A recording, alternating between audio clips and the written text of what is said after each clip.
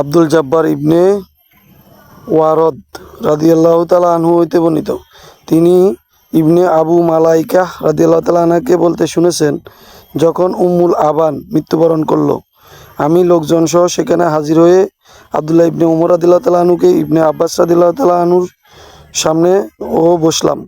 তখন মহিলারা ক্রন্দন করলে ইবনে উমর রাদিয়াল্লাহু তাআলা আনহু বললেন, এদের কান্না করা হইতে নিষেধ করা হয়নি কেন? কেননা আমি রাসূল সাল্লাল্লাহু আলাইহি সাল্লামকে বলতে শুনেছি, মৃত ব্যক্তির জন্য তার আত্মীয় স্বজনের কান্নার কারণে মৃত ব্যক্তির শাস্তিও দেওয়া হয়। তখন ইবনে আব্বাস রাদিয়াল্লাহু তাআলা আনহু বললেন, উমর রাদিয়াল্লাহু তাআলা আনহু এরূপ বলেছিলেন। আমি উমর রাদিয়াল্লাহু তাআলা আনহুর সঙ্গে বের হইলাম। আমরা যখন দারদা নামক প্রান্তরে পৌঁছাইলাম, তখন উমর রাদিয়াল্লাহু তাআলা আনহু গাছের নিচে একদল আহরিকে দেখতে বললেন, দেখো তো আহরিরা কারা? আমি গিয়ে দেখলাম যে সুহারব রাদিয়াল্লাহু তাআলা আনহুর পরিবারবর্গ। তখন আমি তার কাছে এসে বললাম, হে আমিরুল মুমিনিন, এরা সোহাইব রাদিয়াল্লাহু তাআলা আনহুর পরিবারবর্গ। তিনি বললেন, তুমি সোহাইবকে আমার সামনে হাজির করো।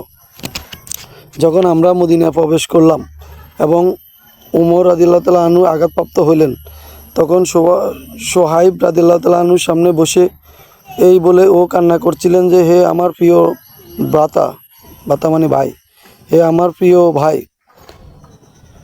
তখন উমর রাদিয়াল্লাহু তাআলা আনহু বললেন, হে সোহাইব রাদিয়াল্লাহু তাআলা আনহু, তুমি কান্না করো না, কেননা আমি রাসূল সাল্লাল্লাহু আলাইহি সাল্লামকে বলতে শুনেছি, মৃত ব্যক্তি তার জন্য তার কিছু আত্মীয় স্বজনের কান্নার কারণে শাস্তি দেওয়া হয়। সোহাইব রাদিয়াল্লাহু তাআলা আনহু বললেন, আমি এই ঘটনা আয়েশা রাদিয়াল্লাহু তাআলা আনহুর সামনে উল্লেখ করে তিনি বললেন, আল্লাহর শপথ, তোমরা এমন কোনো ব্যক্তি হাদিস বর্ণনা করছো না যারা দুইজনেই মিথ্যাবাদী। তবে হ্যাঁ, কারণ কখনো ভুল করে বসে।